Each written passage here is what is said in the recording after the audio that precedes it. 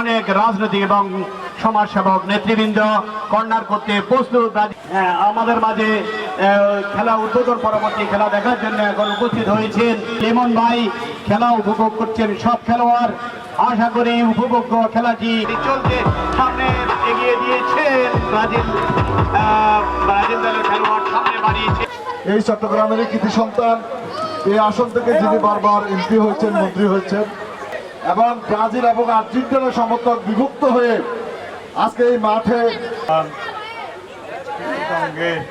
উদ্যোগে আমাদের লিমন ভাই আছেন বিশেষ অতিথি, আমাদের ইসলাম লেদু ভাই আছেন প্রধান অতিথি, আমাদের ট্রফি